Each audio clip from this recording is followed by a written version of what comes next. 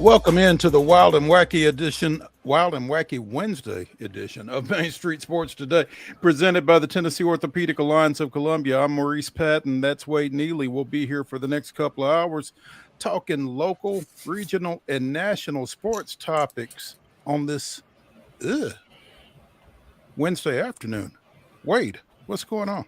Why, is the question, Mo? It's just a little, the sun is like trying to peek through, but it's, kind of borderline gloomy looking. Yeah. Oh, man. Well, that's par for the course for the month of May, but we're strapped indoors and in the climate controlled environment here at least. And so all is well with us, at least for now. Absolutely. Yeah. And fortunately, high school sports finished up last week, so we don't have to worry about trying to get out to anything and getting into the non-climate controlled area. So yeah, life is good. You always have a way of recalibrating me, man. I appreciate that. I need that. So yeah, good stuff. It is Wild and Wacky Wednesday, and we got plenty to get to. In the next hour, we will be joined by John MARTARANO of the Putting Zone, which is a new indoor golf facility that will be opening soon in Nashville, South Nashville, close to 100 Oaks, if you're familiar with that area. Looking forward to talking to him about what this operation is going to be all about. So we will have him in the next hour. In the next segment, we'll be joined by our NASCAR analyst, Heather Williams of WCYB-TV out of Johnson City, talking about this past weekend, talking about this coming weekend's activities here in Nashville. And also, I'm sure she will sneak in a little talk about East Tennessee State baseball. The Buccaneers will be coming to Nashville this weekend for the Nashville Regional, where they will find host Vanderbilt over at Hawkins Field. So excited to catch up with Heather, especially after missing her last week while we were out on assignment over at Spring Fling. So John MARTARANO in the second hour, Heather Williams in the second segment. We'll also be talking some NBA, some NHL, some Braves, and a bunch of other stuff. Big show. Looking forward to it. Yeah, it's going to be fun. You mentioned John. Man, this will be fascinating because kind of the extra golf, the casual golf scene is kind of really exploding. We've seen Tiger and Rory with their kind of new endeavor. Top golf has obviously exploded in recent years, and so this is kind of a new iteration. I'm kind of curious to pick his brain and see what the Putting Zone is going to be all about. Yeah, that's going to be interesting. I was having some conversation yesterday with some folks I wouldn't have expected to regarding Top Golf. So that the concept is kind of permeating an audience that you would not have expected. Golf has been such a relatively niche audience for such a long period of time, but it feels like it's starting to expand into different areas with, a more of a recreational feel to it, I guess, with a Top Golf and places like that. So yeah, I'm pretty excited to talk to John as well, just about the space that they fill in terms of the golf community, I guess, and recreational sports in general. So should be fun to get a hold of him in the second hour. I foresee a Main Street sports editors outing to the Putting Zone in our future. Let producer Mark, don't let him get hot on the Putting Zone. Don't let him warm up on the bay out there at Top Golf. He'll do some damage, but it'd be nice to see get together. We'll link with some of the boys at some point on that.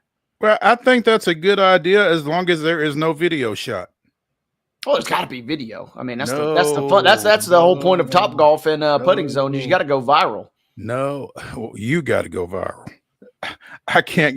If I go viral, it won't be good. Let me just say that. Right. So that we would have record viewership if you go viral. You're saying to that extreme? Surely not. Come on. Yeah, you ain't seen it. Anyway, big show. Let's go ahead and get started into it with yesterday's results and today's schedule on the rundown. This is the rundown. Down is here, boys and girls. Spread it all for all to hear. We start with Tuesday results to kick off our Wednesday rundown, and we go to Major League Baseball, where the Phillies defeat the Braves last night 2-0. The Astros take care of the Athletics 11-1, capping our MLB scoreboard. Slew of WNBA games last night. Dallas defeated Connecticut 109-87. The Liberty took care of Golden State 95-67. It was Minnesota 82, Seattle 77. Atlanta with an 88-82 victory over the Sparks, and Phoenix edging out the Chicago Sky 94-89 to capture scores from last night. Today's schedule, we've got one game already underway. It's the Athletics leading the Astros 2-1 in the top of the fourth down in Houston. At 5:45, game 2 of the Braves and Phillies series is scheduled for Citizens Bank Field, but rain is also scheduled for Citizens Bank Field, and it's supposed to be pretty wet, to say the least. If this game is shown, it will be at 5:45 on the MLB Network and on FanDuel Sports. Don't hold your breath, though, is what David O'Brien of The Athletic and others are indicating. The Sounds resume their series at Indianapolis at 5:35 today. In MLS, the Nashville Soccer Club is at the Columbus Crew. That is a 7 o'clock first touch. You can see it on Apple TV and on Fox Sports 1. Is that what that is? Sounds like it. Double dose of opportunities for the folks to check out Nashville tonight. Okay. And let's see. At 6:30 tonight on TNT, you have the Indiana Fever minus Caitlin Clark in Washington taking on the Mystics. Again, that is a 6:30 tip on TNT. Ladies and gentlemen, that concludes your rundown.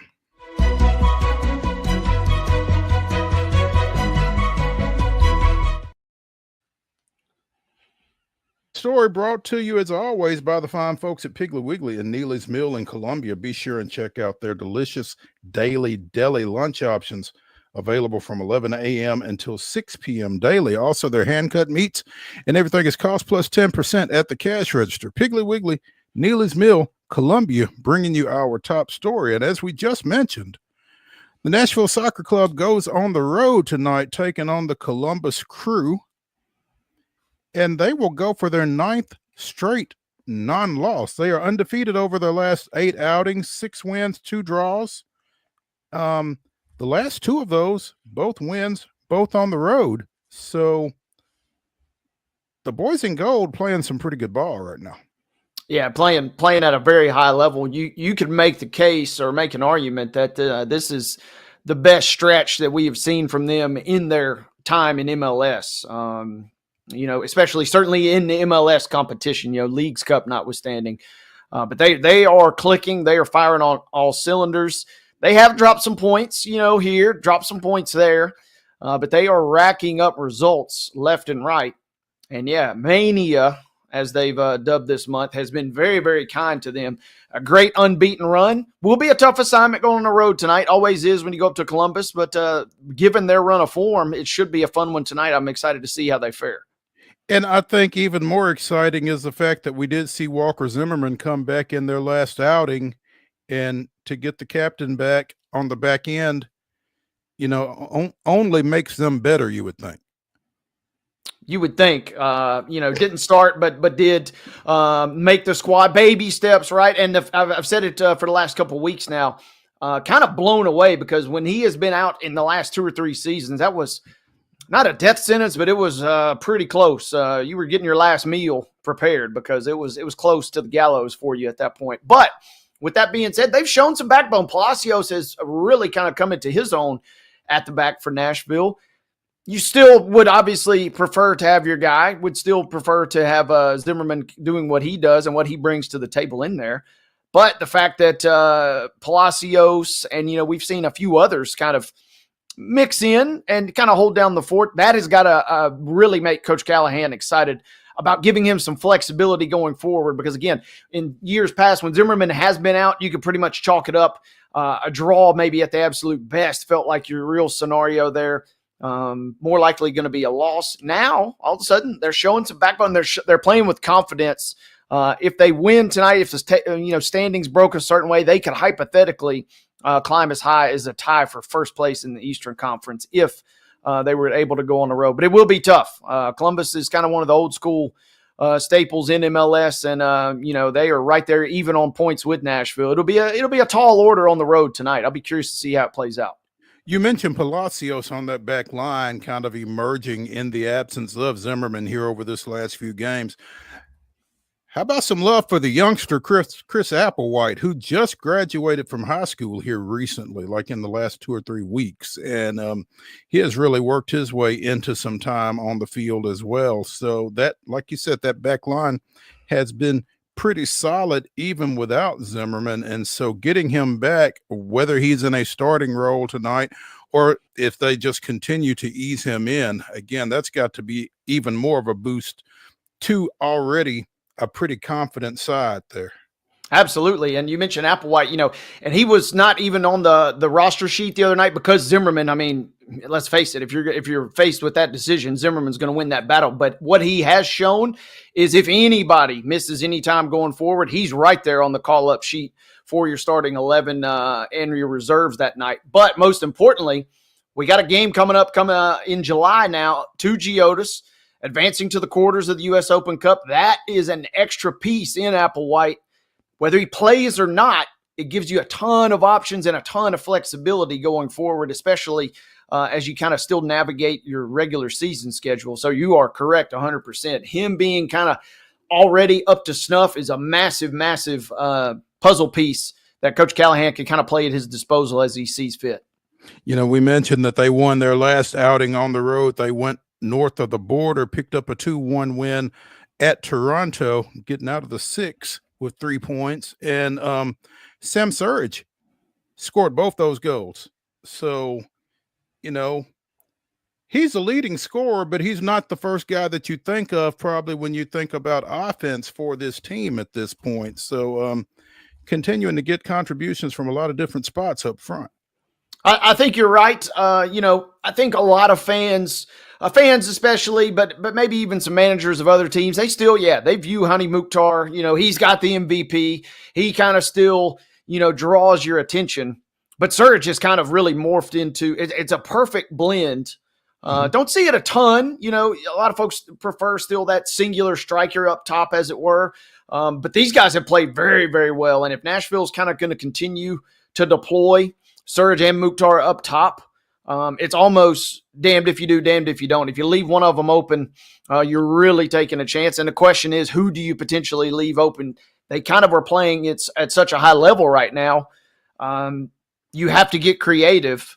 And, that could allow – we've seen Schaffelberg come off the wing, too, and make some plays in recent weeks. So, and Tagseth has been phenomenal in the middle there. So, you're really kind of seeing this Nashville team. They're still not at their absolute peak. If they could go on the road and get all 3 points tonight, I think that's maybe getting close to like what a top-end Nashville side would look like, at least this season. But, man, they are trending by leaps and bounds in the right direction, and it's setting up to be a fun summer for Nashville. Absolutely. And, you don't want to be at your peak right now, but you certainly want to be moving toward it. And it feels like they are, particularly when you compare this team and this season to last year and the misery that was. So, yeah, last year pretty much a wash at this point. You knew that a coaching change was coming, and you didn't really have much hope after the coaching change. So kind of just as best you can, push that one off to the side. We're seeing BJ Callahan and what he's capable of producing with the current Nashville. That's the cool part too, is we're still just about not even a full calendar year into his tenure, another offseason, and you really kind of start to wonder what the real peak of this team could be. Absolutely. Let's take a break here on Wild and Wacky Wednesday on Main Street Sports Today, presented by the Tennessee Orthopedic Alliance of Columbia. When we return, we'll talk a little NASCAR with Heather Williams of WCYB-TV out of Johnson City. Stay tuned.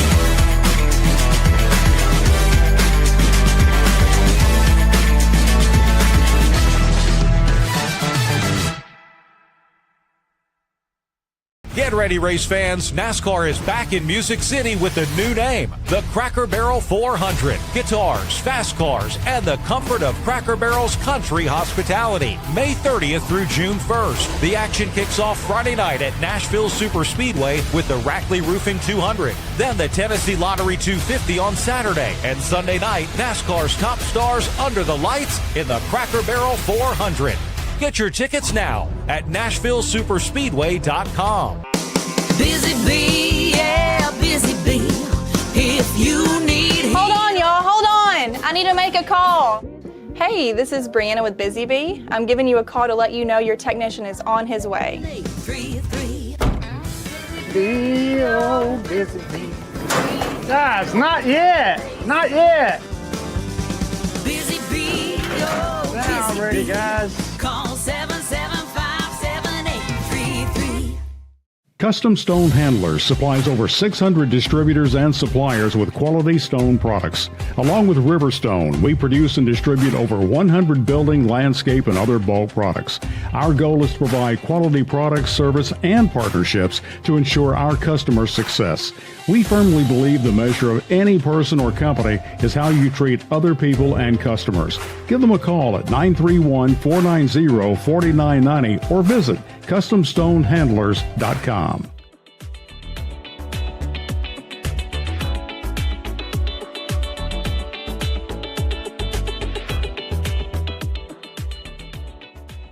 Wild and Wacky Wednesday continues here on Main Street Sports Today, presented by the Tennessee Orthopedic Alliance of Columbia.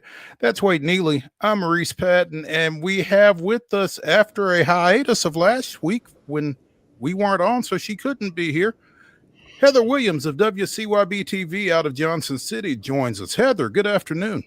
Good afternoon, gentlemen. How are we doing today? We're doing well. How are you? I see you sporting your blue and gold lid there, getting ready for your trip down with the Buccaneers to Hawkins Field. Yeah, they took off on the bus today, headed your way. Okay. All right. And you will be joining them at some point? Making the trip over the mountain on Friday morning for the, 1 o'clock Central first pitch between the Buccaneers and Louisville. Okay. All right. So What's your early read on that series, Heather, while we're popping a seal here? Mm-hmm. Well, ETSU is not afraid of anyone. They beat Tennessee when they were the number one team in the country. They came very close to beating Georgia when Georgia was a top 10 team at Georgia. They also played really tough on the road at Virginia Tech. So they're definitely not going to be intimidated by Vandy. Like, that's not a thing for them. They've played with the big boys. They've hung with the big boys.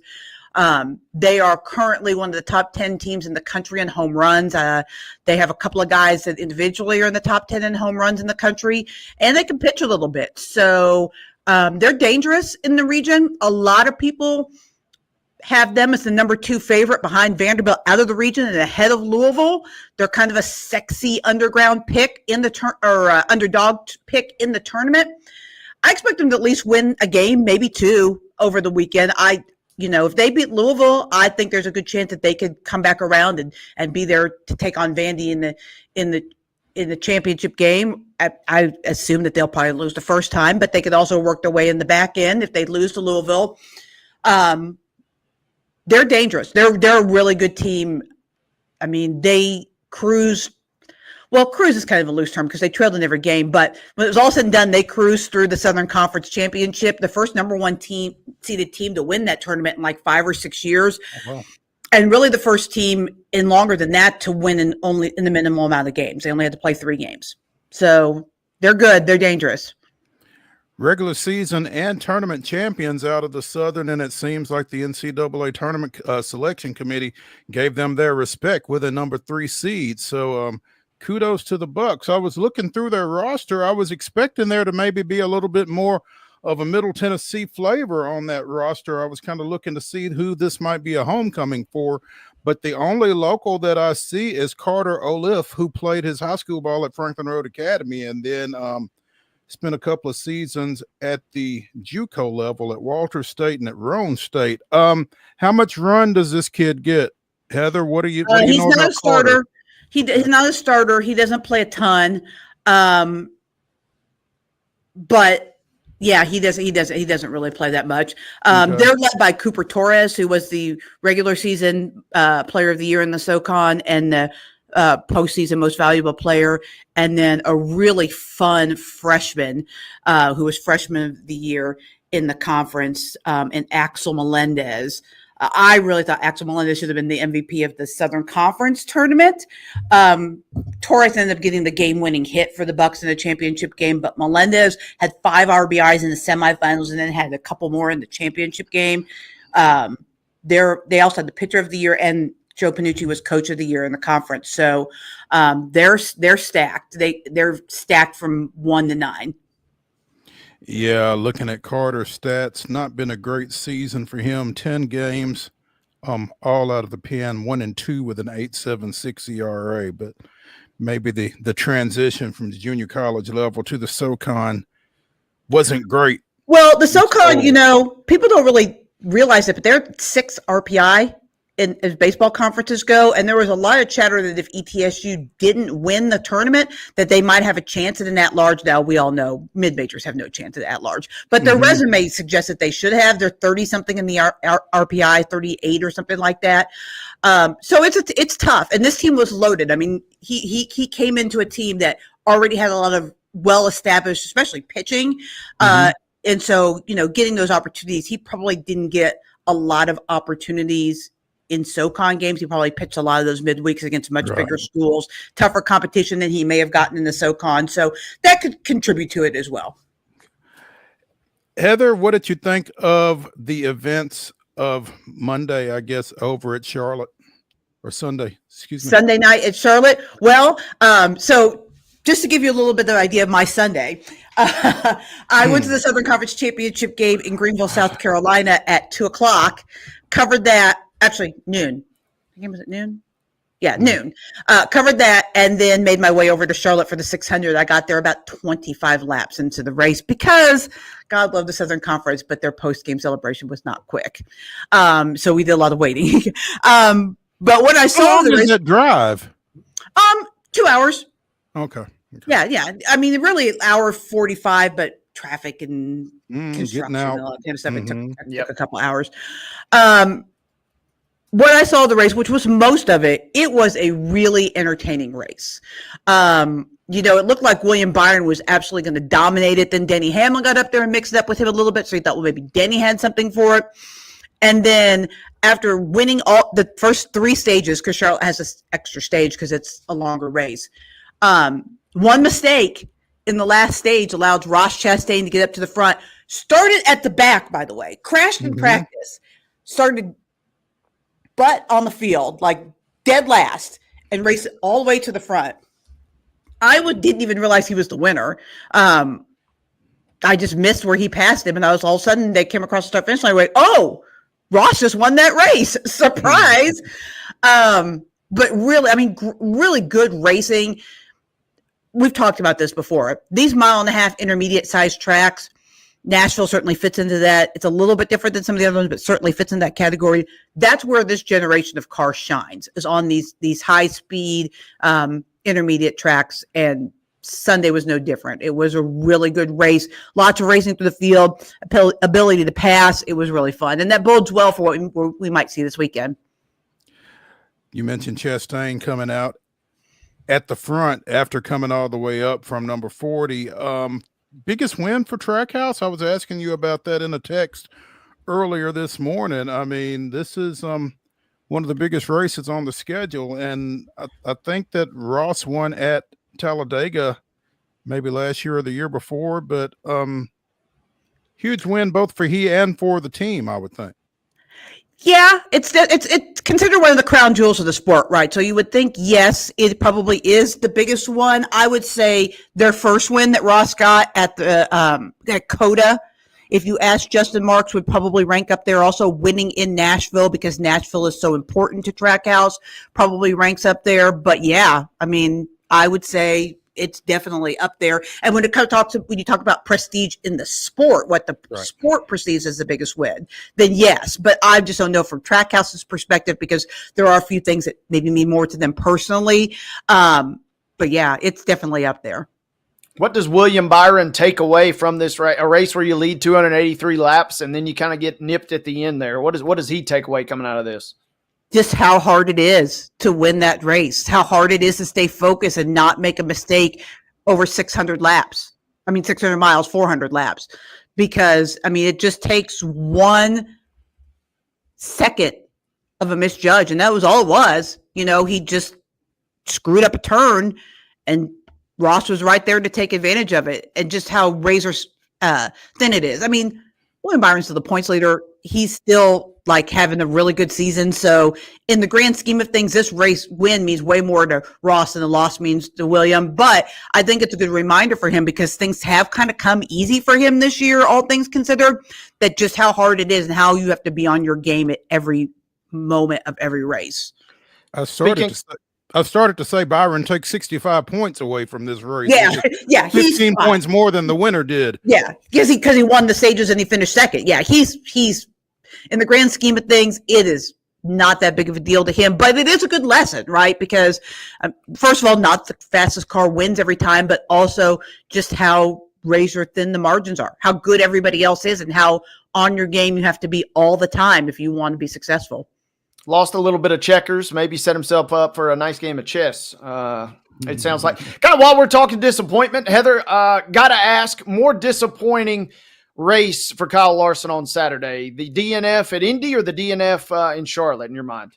Charlotte for sure, because he started outside pole and was one of the favorites to win that race and really had a car that probably could have won that race. He was they never really had the speed this year at Indy that he had last year at Indy. So I think Charlotte was probably, plus he runs in the Cup Series full time. So I think Charlotte was more disappointing if you had to pick either or, but just the whole weekend, the way it went down was disappointing for him. He wanted very much to be able to say, I finished all 1,100 miles. Mm-hmm. He's tried it twice. He hasn't been able to do it. He doesn't sound like he's probably going to try it a third time anytime soon. From the comments I heard from him after the Coke 600, he is interested in trying to do Indy again, but he says he doesn't really want to do it on the same day anymore. So, that might be it for him, which is sad for us as fans. Sad that he didn't get to accomplish it, obviously, personally, but for fans, because I honestly believe there's only a handful of drivers that are talented enough to be able to pull off that double, and he's certainly near the top of the list. Obviously, Tony Stewart is the only guy that's pulled it off successfully, finished all the laps, had a good finish in both races, and is now leading the points in NHRA. Oh, by the way, just an amazing talent, has a USAC Silver Crown Dirt title to his name, so he can he's like the GOAT can run anything. But Kyle's right up there with him. And, I think Kurt Busch is probably the other guy that's been really successful at trying to do the double. But so it's disappointing as race fans because I think the exposure is good and just seeing a guy that talented do that is good. So I'm sad. But back to your original question, I think the Coke 600 was a bigger disappointment for him. Felt like the bigger disappointment for sure, and kind of just loosely reading tea leaves, whether it's Kyle, it feels like he was the last best shot to maybe pull it off since Tony Stewart, and kind of you painted that picture too. It feels like it doesn't seem like somebody's just chomping at the bit and has already staked their claim. Hey, I'm doing this next year type situation. Yeah, there's no one in the near future, but there are definitely, because I talked about this on my podcast last week. There are definitely guys that have the talent that could do it if they want to. I think Christopher Bell could absolutely pull that off if he wanted to try it. I think Connor Zilic is a kid. He's run sports cars before. That's where he came from. I think that he could probably jump in an Indy car and be able to adapt pretty quickly to that. Obviously, Kyle Busch has tried. He actually said on Denny Hamlin's podcast a couple of weeks ago, the IndyCar ride, the deal that Kyle Larson ended up getting last year was originally pitched to Kyle Busch, and he couldn't make it happen. He also almost had a deal a few years earlier when he was at Joe Gibbs Racing. In fact, the deal was all ready, and Joe Gibbs put the kibosh on it. So there are guys that may want to do it, that probably have the talent to do it, but there doesn't seem like there's anyone down the pike anytime in the near future that's going to try it. Real quick while we're talking all these other races, seems like news from F1 that they're moving Monaco out of this date. They're calling it Motorsports Christmas. You got the 3 best races, and now seems like F1's taking their ball and going home a little bit to me, Heather. Yeah, just another reason why they're party poopers. First of all, I love Motorsports Christmas. Monaco's pretty much the only F1 race I'll watch because of that. I think it's the least entertaining of the 3 races, so maybe they didn't want the competition. I don't know. But yeah, F1 and their wine and cheese group, it's not my thing to begin with. And so I'm sad that Yoko's breaking up the band, but I mean, Yoko exists. Sometimes it be like that. Yeah, looking at Kyle's remarks, and obviously it was right after Charlotte, he seemed particularly dejected about the whole thing. Yeah. It was disappointing. I mean, it was disappointing. And I think coming off the success of last year especially made it more so disappointing because he knows he could be fast in an IndyCar. They just missed it this year. And obviously he's one of the best cup drivers in the garage right now. So he knows that the ability is there to pull it off. And the fact that he's tried twice and not been able to do it, I think that hurts a lot. Yeah.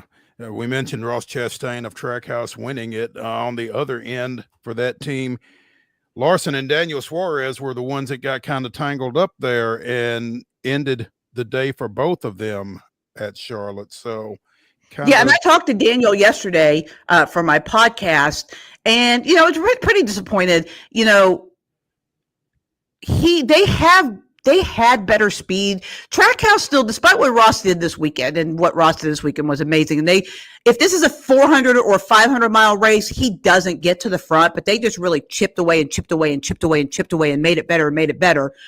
And before they wrecked out, the 99 team was also kind of doing that. And even Shane Van Gisbergen had one of his better runs in a Trackhouse car on an oval. So they're finding speed, but they're not where they were 2 years ago. Like there's still something a little bit missing at Trackhouse. What Ross did was amazing. Don't get me wrong, but you know, they still feel like they have work to do. They have work to do in qualifying. You know, obviously Ross crashed, did not get a chance to qualify.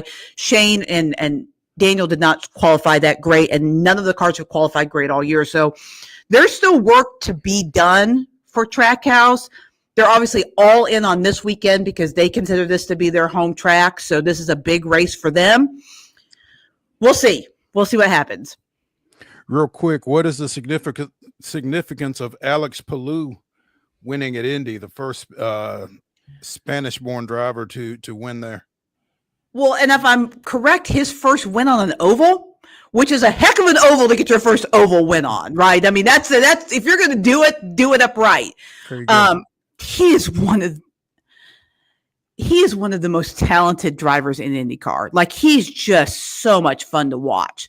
And so for him to finally find it on the ovals, the rest of the series, they should be concerned because he is the man on the street courses and the road courses. Now, if he's got this, it's kind of like if all of a sudden Shane Van Gisbergen figured out ovals in NASCAR, right? Well, now watch out because nobody can beat him on the road courses unless he messes up. So kind of the same thing for IndyCar. I mean, he becomes very dangerous, which is great. He's great for the sport. He's a good driver, a great guy. So I think it's good all around.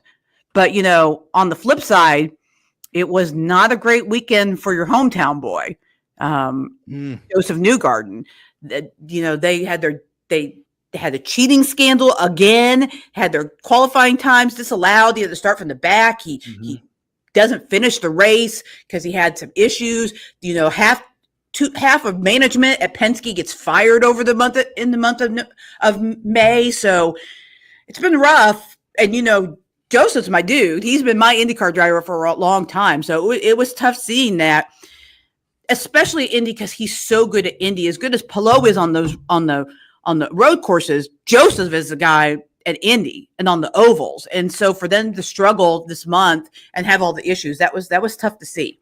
I mean, it speaks to me a little bit of his ability, right? I mean, he was going for the three-peat and starting at the back. I mean, even midway through the race, a little bit later in the race, you're thinking, okay, he was still second or third in terms of betting favorite to win the race. I think that just kind of speaks to what he can do, particularly, like you said, Heather, at that track. Yeah, he's good there. He's as good as they come at Indy, and one of the better IndyCar drivers on the ovals. He's a guy that I would love to see try to do the double coming from the other direction. And he has in the past expressed some interest in doing some NASCAR. Long before there was a race in Nashville, he had talked about maybe trying to do Bristol one day so he could race in his home state. I think Nashville would probably be higher now since there's actually a race in Nashville. But I think he'd be a guy that would be fun, and I think could probably do pretty well coming the opposite direction doing the double. Hey, real quick, while we're talking Indy, did we get an official explanation why Palou did not pour the milk on himself? He only took a baby sip almost. I mean, come on, what's up with that? Would you? Yeah, you got to.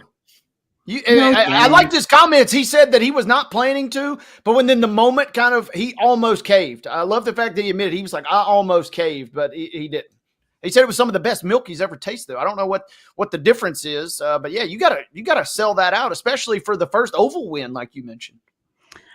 I don't know. I mean, I didn't see why. I mean, I think he said he didn't see. I saw he didn't, but I didn't see any of his comments as to why. But I don't think that I would personally. There's a lot of obligations you have to do after you win that thing, pictures and stuff. And I would not want to be having sticky, souring milk on me while I did all that. So I'm not mad at him. Not mad. I'm just a little disappointed. How about that? I mean, it is a tradition. I get it, but I would be on Team Palou in that one.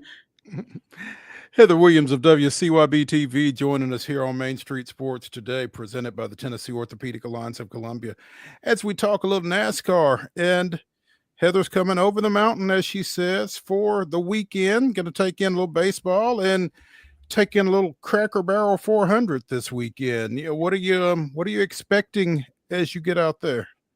Well, how much time I spend at the track is going to be completely dictated by ETSU. I am planning on attending the truck race because I know I can make that because ETSU plays at 1, the truck race is at 7. Beyond that, who knows? Because I'll be at the mercy of the wins and losses of ETSU. If they make it to the championship game, I will not be at the Cracker Barrel 400. I will be with them Vandy boys and with ETSU in the championship game. But I expect this to be a great race. As I mentioned before, the 1.5 miles, which Nashville's not quite a 1.5 miles, it's like a 1.33 miles or something like that. Those races are the best racing in NASCAR right now. The last few races at Nashville have been, really all of them as they've come back, have been amazing. Last year we had about 27 overtimes and half the field running out of gas. They're still racing. Huh? They're still racing over there from last year. Who's going to win that race? Yeah, but that was great drama, right? And really was the moment that between that and the All-Star races really what kickstarted Joey Logano onto his championship run. So I think this is a big race. It's going to be really interesting to see getting out of Charlotte how. Prime's coverage, if it's any different. I mean, it's easy to do that in your backyard, and everybody raved about their coverage. This is the first time that NASCAR's been streaming only, and for that now 4 more races they have left on that.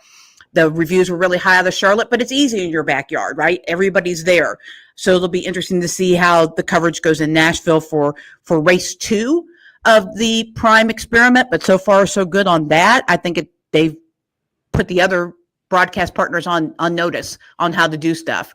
But I expect it to be good all around. I think that some of the early season bad feelings about racing are starting to swing up with as good as the All-Star race was. Now, Charlotte was good. I expect Nashville to be good. There's a lot of excitement about Mexico City in a few weeks. I think that this could be a really good stretch where the summer is usually kind of a little bit of a doldrum for racing. I think this could be quite the opposite this year. I think that this race could be the next in line, an important cog in the line, and setting the tone for the rest of the season for NASCAR.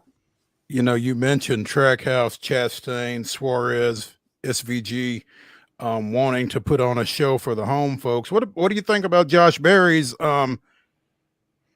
aspirations here this weekend? They're good. I mean, he had a rough race at the 600, but he's one of the best guys in the garage on the intermediates right now. Those are his best tracks by far, which is weird because he's a short track guy. I always think of Josh as being players when you go to Bristol or Martinsville or Richmond. But his win was at Vegas, and he's been very strong at the other mile and a half, other than this weekend at the Coke 600. He was really good at Texas, and so I expect him. The expectation is that he should be among the contenders this weekend at his home track for sure. Okay. Hey, you brought it up. We didn't get a chance to talk to you obviously last weekend, but any prevailing thoughts coming out of the All-Star event up at North Wilkesboro? Man, what a surprise it was. Like, it was so good. And the short tracks have not been good. Now, I do not think short track racing is fixed by any stretch of the imagination. I think the All-Star race being what it was, drivers just kind of did things that they wouldn't normally do, put cars in positions they wouldn't normally put them in. And the fact that the field was a little bit inverted, where cars that are typically very good ended up at the back. Larson had to start at the back because he didn't qualify. Denny Hamlin was terrible in his heat race. He was at the back. Meanwhile, Brad Keselowski, who's had the miserable season, was on the pole. So it just caused like different dynamics of guys trying to get to where they want to be, more desperate people up at the front than were normally at the front. But it was easily the best short track race of this season, and one of the better All-Star races that I can remember in a really long time. Heather Williams talking a little NASCAR. Now, do you strategically stay somewhere between Lebanon and Nashville, or are you just all in with ETSU from a lodging standpoint? Well, I already had my hotel booked in Lebanon months ago for the race on Sunday night. So I am staying Sunday night in Lebanon. Because ETSU is the priority, I'm actually staying on the West End near Nashville for the first 2 nights. Ooh. I mean, near Vandy for the first 2 nights. So yeah, I don't envy you that drive those 2 days. Should you make it back out to the track, obviously you're going back out there Friday night, but I'll tell you, getting from point A to point B on Saturday, have fun with that. Well, I say that the chances that I get to the track on Saturday are pretty low. Just based on the schedule. So I wasn't really that concerned about it. So it would just be Friday would be the thing.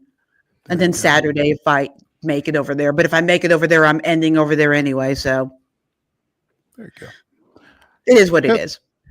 Heather Williams always got a plan, and she plans to join us on Wednesdays talking a little NASCAR, and we really appreciate it. Heather Williams. Will I see either one of you gentlemen at the baseball this week? That's a good question. And a quick check of my email says, I don't know. Yeah, I haven't gotten anything from them either, and I applied for a credential, but so I'm showing up whether I got one or not. So I guess we'll see what happens. There you go. If you see me, I'll be in the crowd and I will wave, and I'll wear neutral colors so as not to infringe on the Vanderbilt contingent or the ETSU fans in attendance. Give me anybody but Louisville in that regional. I'm cool with everything. I think ETSU might have something for Louisville. I do. I wouldn't say I feel super confident, but I feel like they have a chance to beat Louisville. I feel like that if they lose to Louisville, I feel pretty confident that they'll take Wright State in that first losers bracket game, and then I guess we'll see what happens after that. But I think the only team on paper that shouldn't struggle with ETSU is Vanderbilt, but ETSU also beat Tennessee, so it's not like they can't compete on that level. And like I said, I think they lost 3-2 or something. They're somewhere along those lines to Georgia at Georgia. So, I mean, the potential is there, but on paper, the team that be able to beat on paper anyway is Vanderbilt. And the other two, I would probably give the edge to ETSU. So you're not calling an ETSU Wright State championship, though? Probably not. Like, I feel pretty confident ETSU, if they take Wright State, that they'll take Wright State. But, crazier things have happened, right? I have seen teams that with losing records go in and beat teams in regionals. So it's not out of the question, because it's just like any other NCAA tournament. It's a whole new season and everybody believes. But this ETSU team is special, and they're confident, and they have no doubt. Even in the championship game, it was the 5th inning and they were down 5-1 or 5-2. And you never really felt like they were in trouble, and they never acted like they were in trouble, and they never said that they never felt like they were in trouble. And they came back and won 14-8 or something like that. They have every confidence in the world, especially with their bats, that they can get it done. Heather Williams from WCYB-TV joining us here on Main Street Sports today. Heather, as always, we appreciate it. Look forward to hopefully crossing your path this weekend and to seeing you back here next Wednesday. Yeah, sounds good, guys. Thank you. Thank you, Heather. Let's take a break here on the Wild and Wacky Wednesday edition of Main Street Sports today. Come back, talk a little more baseball as we consider the Braves, among other things. Stay tuned.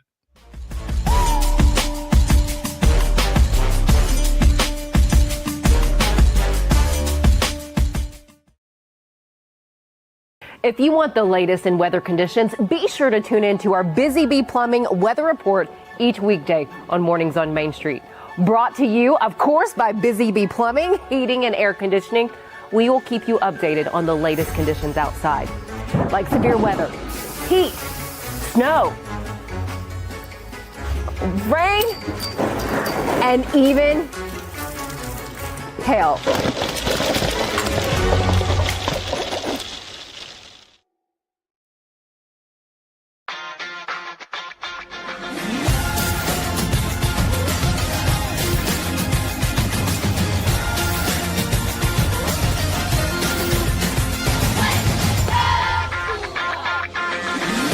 Zion Christian Academy at zioneagles.org or 931-388-7531. You can schedule your appointment to visit their beautiful campus. Again, zioneagles.org or 931-7531 to schedule your visit today.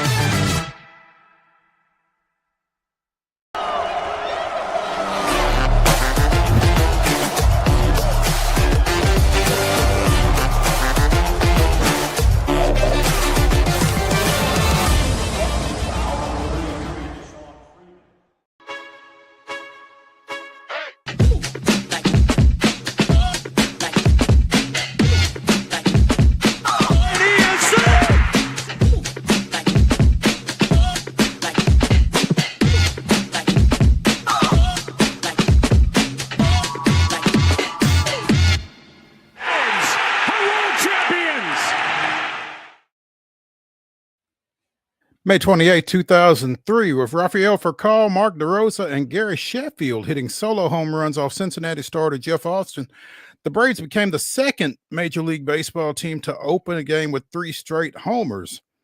Javi Lopez added a 2-run shot before the end of the first inning. Furcal went yard again in his next at-bat, and Matt Franco led off the 8th with a bomb as Atlanta drubbed the visiting Reds 15-3. The Braves pounded out 18 hits, 11 going for extra bases.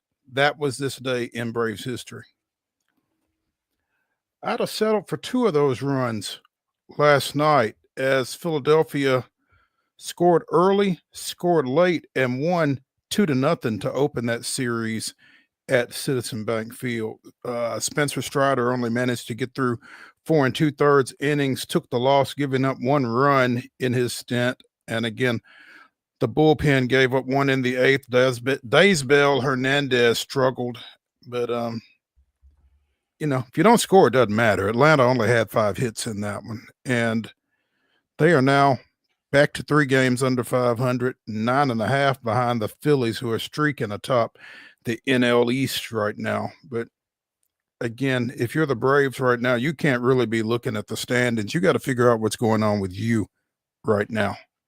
You got to take care of everything in-house first, right?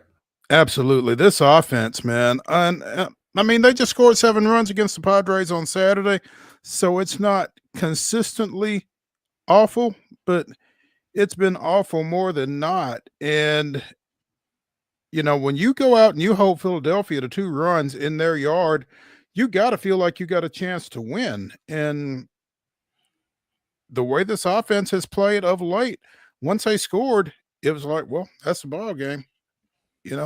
Made it a lot easier to go and concentrate on Knicks and Pacers. We'll talk more about that in a second. But it's tough. They may get a little bit of a reprieve tonight. It's supposed to be, again, a 5:45 start. A.J. Smith-Shawver, 3-2 with a 3.67 set to go for the Braves. Zach Wheeler, who has been rolling, 6-1 with a 2.42, getting the start for Philadelphia. But again, there is an 85% chance minimum of rain in Philadelphia from now until midnight. So it feels like it's not going to be if, but when tonight's game gets postponed. Yeah, Kevin Roth, great follow baseball Twitter.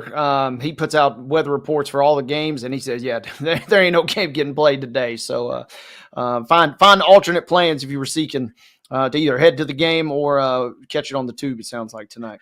Yeah, sounds like a good time to kind of concentrate on some postseason action, professionally speaking. Houston picked up a big win last night, 11-1 over the visiting Athletics. Jose Altuve with 4 hits, including a pair of home runs. Houston's won 4 of their last 5 now, I guess, going back to that Seattle series over the weekend. Meanwhile, the Athletics have lost 12 of their last 13. Yeah, Houston's, they're in the upper half. They've got the 8th best record, tied with the Dodgers with 13 wins in the month of May. Philadelphia, to your point a minute ago, they are the hottest team by far in May. Only them and the Twins are really in that conversation. But Houston's it ain't sexy. Like I said yesterday, it's going to be who can be the most average or slightly above average in that division. And Houston has clawed their way to a 13-11 record in May. But key victories over Seattle as what fueled them. And the fact they're not dropping them to the A's is got to count for something. They're not, world beaters by any means, but they have been scrappy, and Houston took care of business last night. They are in action right now in Houston against the Athletics. Luis Severino got that start. He 1-4 with a 4.11 earned run average. He is still on the bump for the Athletics in this one. Houston was rolling with Lance McCullers. 0-1 with a 6.57 coming into today's action. He is still in the mix. And as of right now, he's sitting on a quality start. 6 innings pitched, 3 earned runs allowed, 12 strikeouts. But right now, Houston trails the Athletics 3-2 in the bottom of the 6th. They do have runners at first and second, though. So they might be getting about ready to flip this thing on its ear.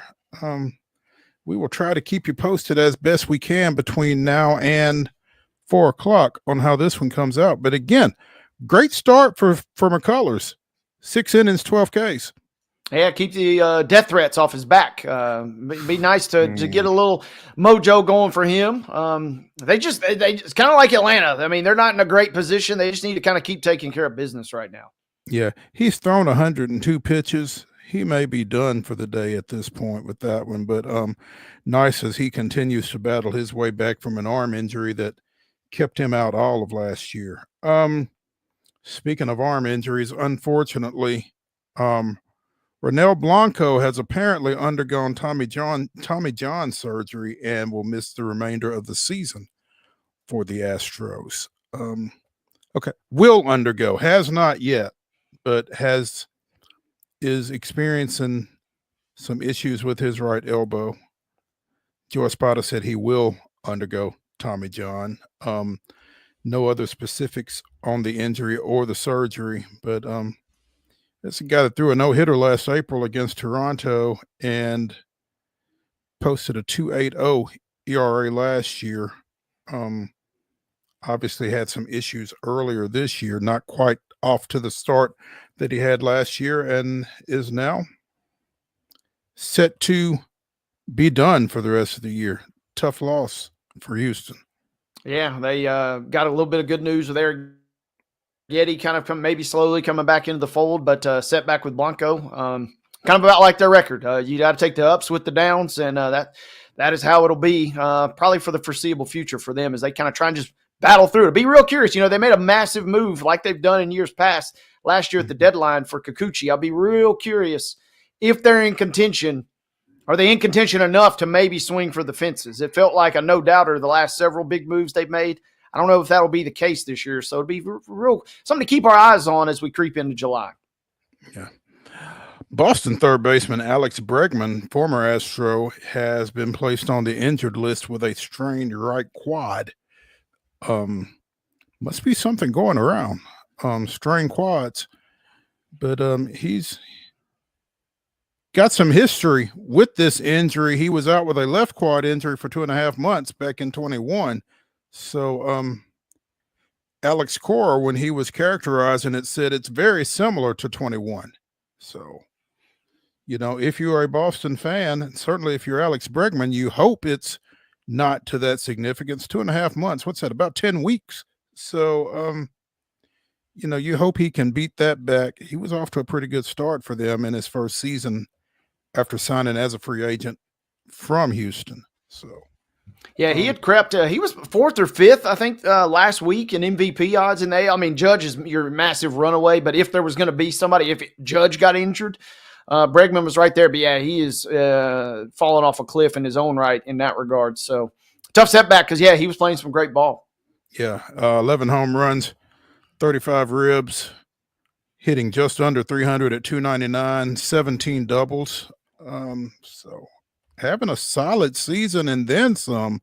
So, you hate to see somebody get hurt like that, especially in a 19-5 win as it was against Baltimore over the weekend when he injured it. So that's kind of tough too. The Dodgers, best team money can buy, unless you're a Mets fan. Getting some good news over the weekend. Shohei Ohtani threw 22 pitches in live batting practice. One of those clocked at 97 miles an hour. So he's apparently making his way back toward a mound near you soon. And that's big for them. We talking about injuries, all the injuries they've had. They kind of were thinking probably his services would be a nice little extra luxury. Now all of a sudden it's like, hey, we kind of need you to get back out there, big fella. Yeah. He was consistently right around 94, 95, but again, got up to 97 with the velo over his 22 pitches. So just what we need. Another weapon for the Dodgers. Yay. As we mentioned yesterday, the Sounds are in Indianapolis. They opened that series with a 2-1 loss on Memorial Day. They took yesterday off. They will resume play tonight. That's a 5:35 start in Indy. Sounds 31-20 going into today's action. Indianapolis 28-22 in the International League. 5:35 start in that one. Let's take a break. Real quick. It looks like they are going to do a doubleheader tomorrow in that Braves series, and that's good for our boy. That's good for our boy Bryce Harper, who took a real plunking, and now he's going to get an extra day to rest. So it looks like they'll get a 105 and 645 double dip tomorrow. Okay, all right. Breaking news here on Main Street Sports today. We don't get much opportunity to do that, so it's always fun when we can. I didn't break it. I just read the internet for the record. Oh, you broke it here. Good job. Hey, again, hour number 1 of Wild and Wacky Wednesday coming to a close. In our final segment, we will bring you the weirdest, wildest, and wackiest news from across the globe. But when we come back, we'll talk a little postseason play, both on the hardwood and on the ice. Stick around as we delve into NBA and NHL playoff action when we come back.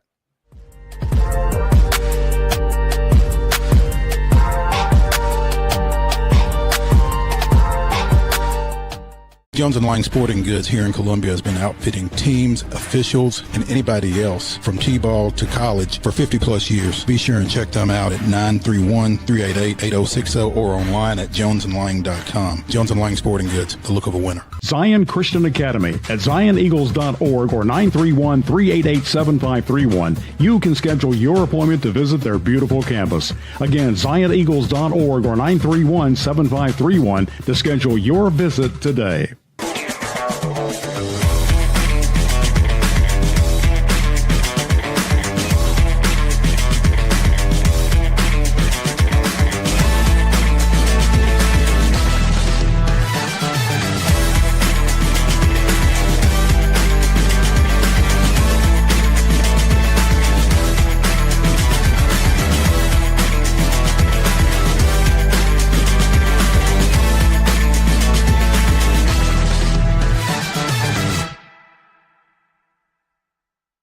Custom Stone Handlers supplies over 600 distributors and suppliers with quality stone products. Along with Riverstone, we produce and distribute over 100 building, landscape, and other bulk products. Our goal is to provide quality products, service, and partnerships to ensure our customers' success. We firmly believe the measure of any person or company is how you treat other people and customers. Give them a call at 931-490-4990 or visit CustomStoneHandlers.com. Piggly Wiggly, located in Neely's Mill Shopping Center, is Columbia's locally owned and operated Cost Plus 10 grocery store dedicated to serving the community with low prices and smiling faces. Piggly Wiggly offers fresh, hand-cut meats daily as well as daily hot plate lunches from their deli counter. You're certain to see smiling faces and a helping hand when you're here at Piggly Wiggly. Come by and check out our fresh produce, high-quality meats, and more. Down home, down the street, we'll see you at the Pig.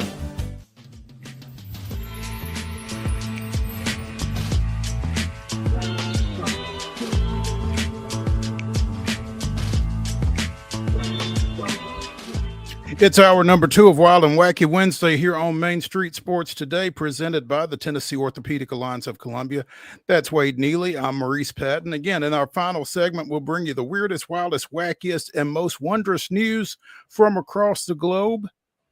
Before that, we will visit with John Martarano of the Putting Zone, a soon-to-be new indoor golf facility here in Nashville. But right now, let's get into the grab bag.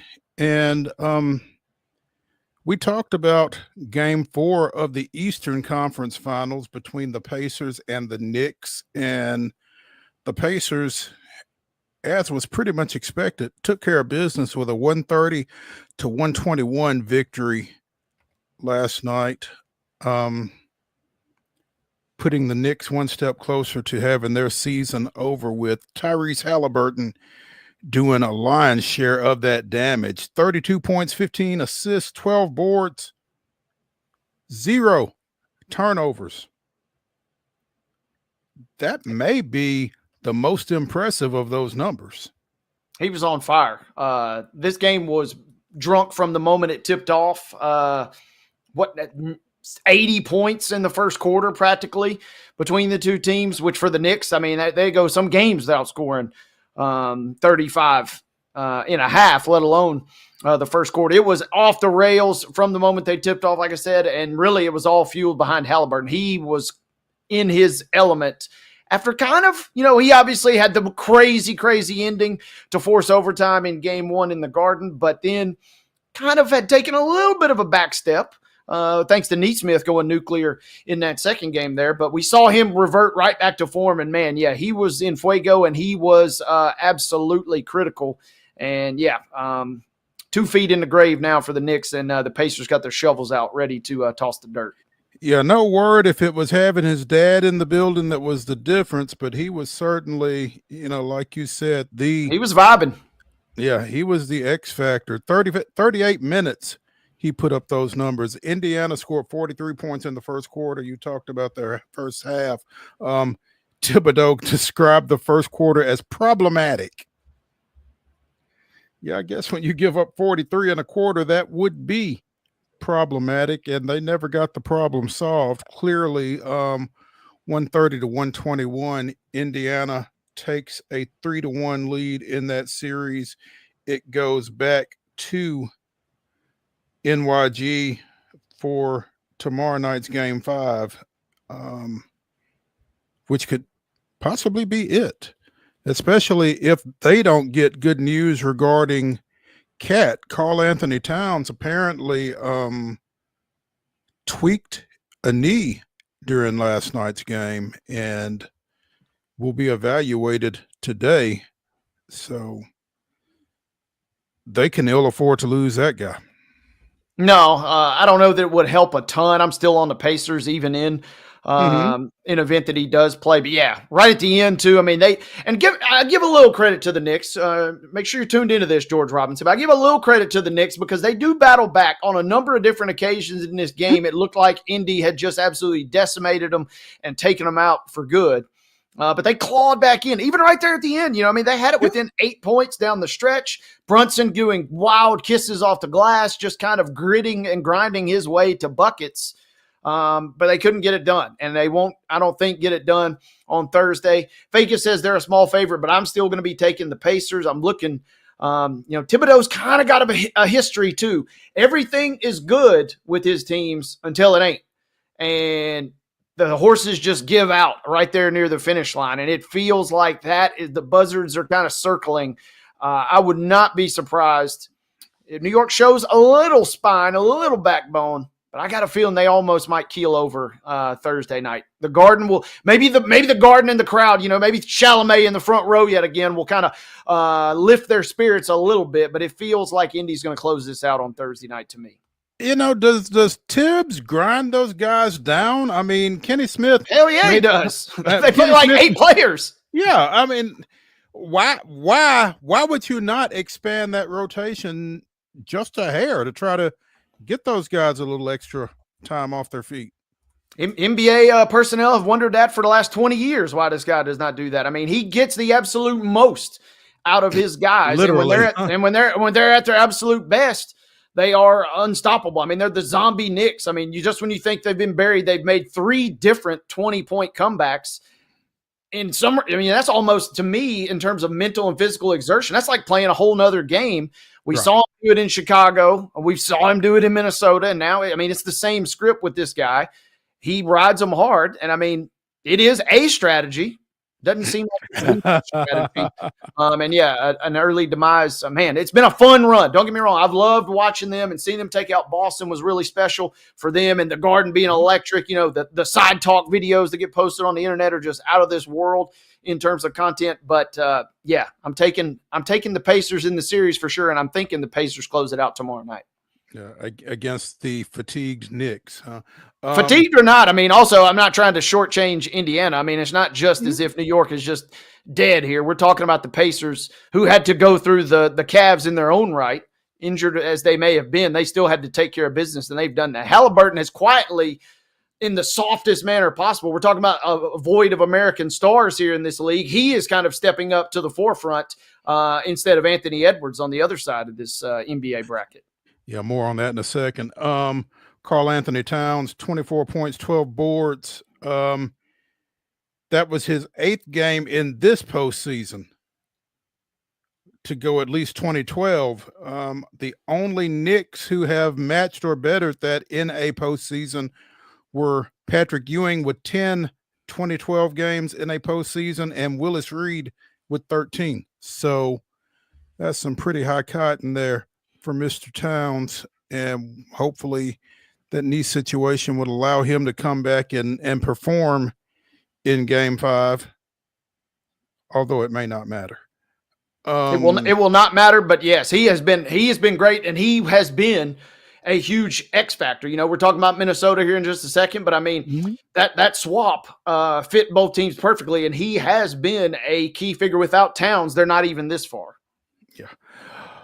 Minnesota goes back to Oklahoma City for Game 5 tonight. The Thunder looking to close it out, leading 3-1. Do Ant and Julius Randle and the guys have anything for the host Thunder tonight, Wade?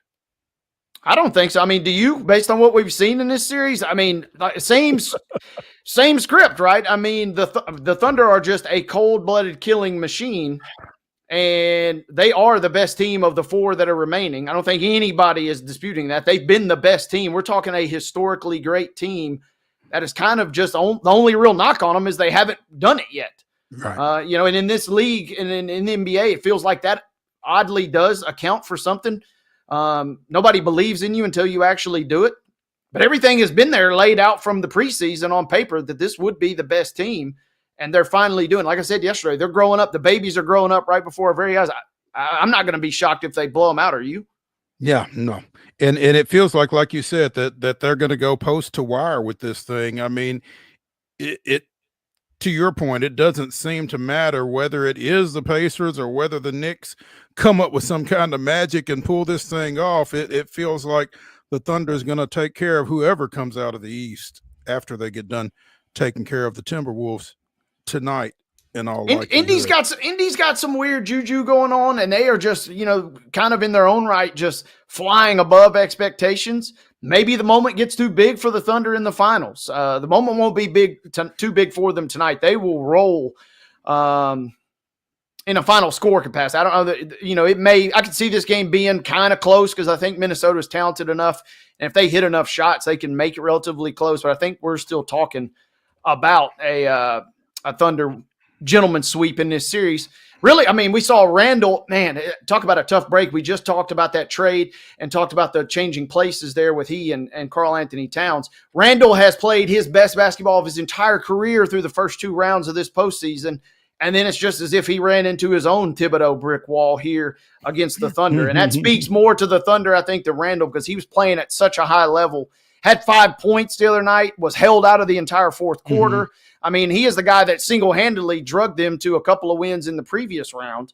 So we're talking about a guy that is a huge part of their lineup, but it won't matter. Yeah, the Thunder will get the dub tonight. We've not seen an Ant supernova game, to your term, here in a minute. Does he have one in him? He might. It won't matter the way that they've been porous on defense. OKC is just OKC's defense can withstand Ant going for 40 points.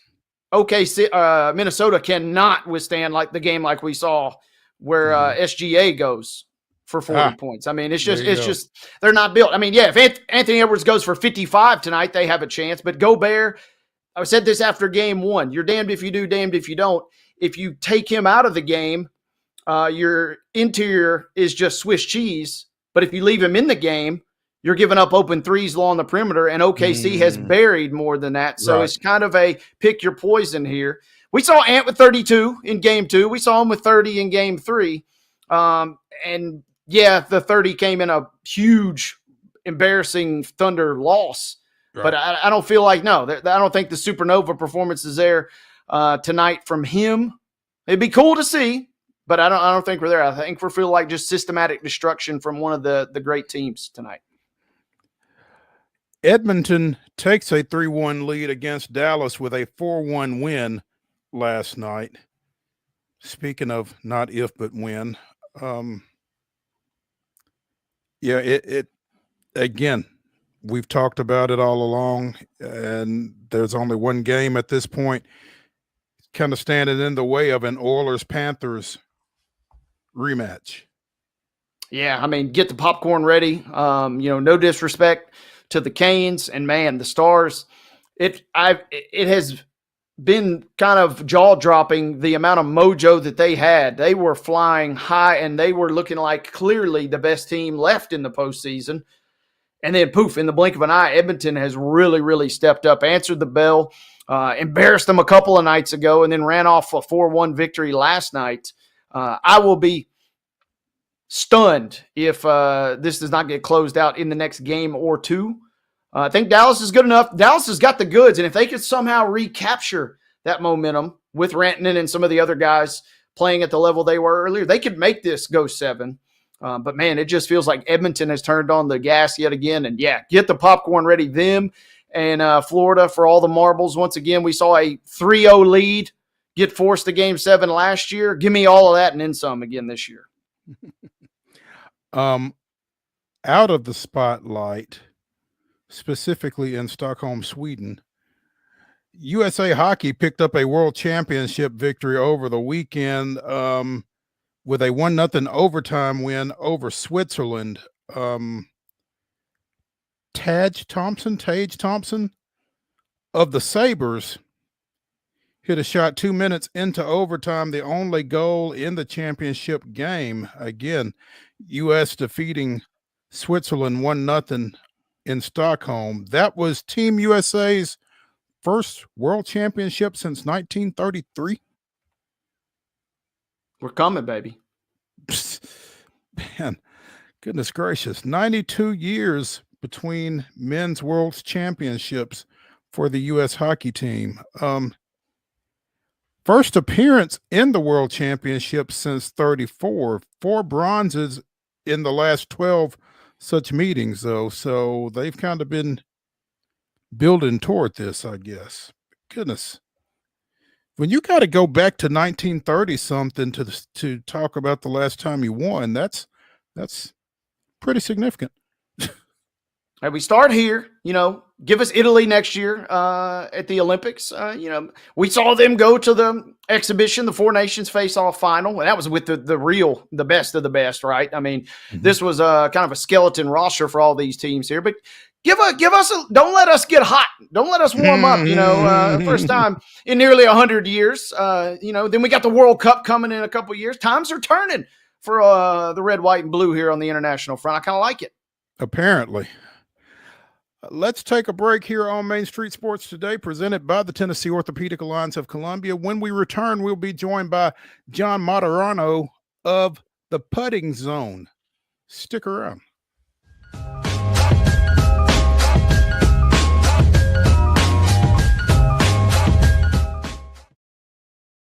Get ready, race fans. NASCAR is back in Music City with a new name, the Cracker Barrel 400. Guitars, fast cars, and the comfort of Cracker Barrel's country hospitality. May 30th through June 1st. The action kicks off Friday night at Nashville Superspeedway with the Rackley Roofing 200. Then the Tennessee Lottery 250 on Saturday. And Sunday night, NASCAR's top stars under the lights in the Cracker Barrel 400.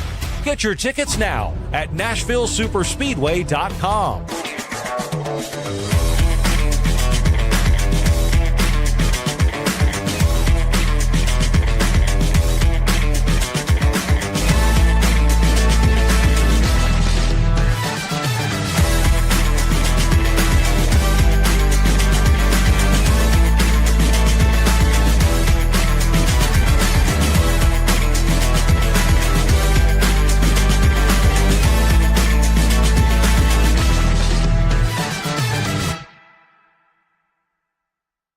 Jones & Lang Sporting Goods here in Columbia has been outfitting teams, officials, and anybody else from T-ball to college for 50-plus years. Be sure and check them out at 931-388-8060 or online at jonesandlang.com. Jones & Lang Sporting Goods, the look of a winner.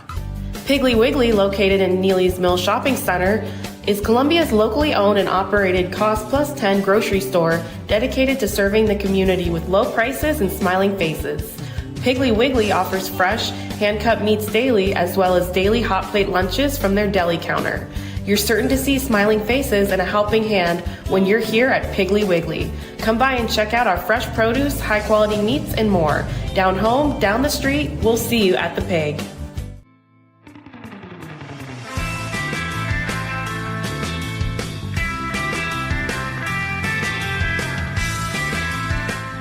Wild and Wacky Wednesday continues here on Main Street Sports Today, presented by the Tennessee Orthopedic Alliance of Columbia. That's Wade Neely. I'm Maurice Patton. The Athletics and the Astros are tied at 3 in the bottom of the 7th, and looks like we're going to get a heck of a finish here, one way or the other. Pleased to have joining us now from the Putting Zone, John MARTARANO. And the Putting Zone is an indoor golf experience that begins in the fall of 25. John, first of all, thanks for joining us. Hey guys, thank you so much for having me. And Maurice, I got to give you some props there for getting my name right twice. My last name there. It's not an easy feat, so I give you a lot of props for that. Well, I appreciate it, and I'm probably going to stop while I'm ahead, John. That may be the last time I use your last name the rest of this segment, but thanks. I can always use the big ups there. So tell us, can you narrow down the fall of 2025 any more than that at this point? We're looking at mid to late September. That's about as close as we can get. All those entrepreneurs out there, you know how construction goes. So got to button down as close as we can, but that's the target date. Okay. Tell us about the Putting Zone. Yeah, the Putting Zone, just to put it simply, is a first of its kind professional indoor putting facility. It's a kind of a scaled down version of a golf course, 18 holes, par 72, using a patented gameplay and patented course design to allow professionals, avid golfers, weekend warriors, families, newcomers to practice their putting in a really fun environment. and potentially win some prizes through our tournaments and leagues. As you kind of expand and get ready to launch, I kind of did want to ask you a little bit more about that prize element, John, because that seems to me one of the cool differentiating factors. There is, and you see it at competing levels, whether it's Top Golf, et cetera, that element of competition when you throw in prizes and swag. I don't know what it is, but just the human brain, dumb human brain in me, when I hear prize and swag, I mean, it kind of just turns it on a little bit. So I'm curious to kind of hear a little more about that. Yeah, kind of the big draw here is going to be the tournaments and then the leagues, the nightly leagues. But our tournaments are going to be daily, and members and non-members can actually come and compete in these tournaments. 72 players, sometimes more, either 1 day or 2 day tournaments, and they can kind of build their points total towards our major tournaments, kind of taking the blueprint of professional golf. And we'll have 6 majors and then 1 end of year tournament where people can win prizes. I mean, you can essentially make a living off of it if you're doing daily tournaments. But yeah, cash prizes, trips to Scotland, private jet, whatever you want to do. I mean, it's as long as you rack up those points and you rack up that money, you can pretty much spend it on whatever you like. Okay, you got my attention here. You telling me that if I do well enough at the putting zone, I can get a free trip to Scotland. I'm kind of on board with that. I don't know if my bosses would necessarily like if I spend all my time at the putting zone, but I might be intrigued enough to give a little bit of a run at that there. You kind of sold me right there. Yeah, you can blame me on your vacation days. Okay. That's fine. I love that. It does seem like there's going to be kind of a membership component too. I love kind of picking through the weeds on a lot of these projects, not just here in Nashville, because this is kind of a unique space, the recreational kind of golf hybrid model. And I'm kind of curious, how does and the membership element kind of play into this as you guys kind of continue to evolve? Yeah, I'm glad you said the recreational piece, because we really see the putting zone almost following in the footsteps of pickleball and creating a new recreational sport. A lot of these other concepts, although, really great, and I've certainly spent some money there, it's a little bit more miniature golf style, right? You're shooting through a clown's mouth. You got 8 players on a hole. We're really trying to stick more towards traditional golf style. And we'll have 6 different memberships, anything from corporate to PGA professionals. We'll have community heroes to give back to our community, students, teacher, fire, first responders, etc. And then we have just 3 tiered levels where you can get lots of perks, including discounts at pro shops, unlimited greens fees. So you pay your monthly membership and you come in and play, no additional cost to you. So yeah, we're really excited about the memberships and getting ready to launch that. Actually, in about 30 days, we'll be launching memberships out to the public. John, doing this indoors really makes it A, year-round available, I guess, and B, as Wade and I were talking earlier in the show, the climate controlled aspect of it. I mean, if you decide you're going to go play, you can get on that particular day, regardless of what it's doing outside. How much of a selling point is that? Yeah, that's huge, especially being in Tennessee, where, I mean, if you guys experience that the weather's pretty unpredictable here. Sometimes it's sunny, sometimes it's rainy, sometimes it's freezing. So sometimes it's all in the same day. Sometimes it's all within a few hours. Yeah. So having indoors is really great. But we do try to bring out as many exterior elements into the space as possible. Blue painted ceilings, bright lights, our exclusive turf to make it roll, the ball roll as close to outside conditions as humanly possible. It's the indoor piece, the climate control element. All you have to do is bring your putter and you'll have a great time. John Martarano of the Putting Zone joining us here on Main Street Sports Today, presented by the Tennessee Orthopedic Alliance of Columbia. John, reading through some of the publicity on this, an idea conceived and perfected for more than 25 years. This is going to be the flagship for this venture. What have you all been doing with this idea over the 25 years, and why is it Nashville to get it started? Question. Yeah, so our founder, Bill Rosigliano, he was been in the flooring business for over 50 years, particularly carpeting, and a golf memorabilia collector for over 30 years, and kind of decided one day to marry the two ideas and said, hey, what if I made a golf course out of carpet? You think it would work? And so 25 years of trial and error, as most creative geniuses have, And we actually tried to build one in Fort Myers, but as everyone knows, 2008 hit, and I don't have to go into more details than that.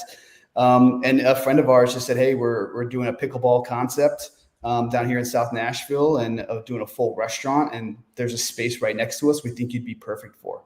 And so, Billy flew up here. I live here in Mount Juliet, and we just ran over the space and said, this is it. 29,000 square foot on Sidco Drive, right by the Armory. And we said, this is it. So yeah, 25 years of a lot of trial and error, a lot of friends giving us great feedback for sure, and perfecting the craft, but we're finally in a position to be able to introduce this to Nashville.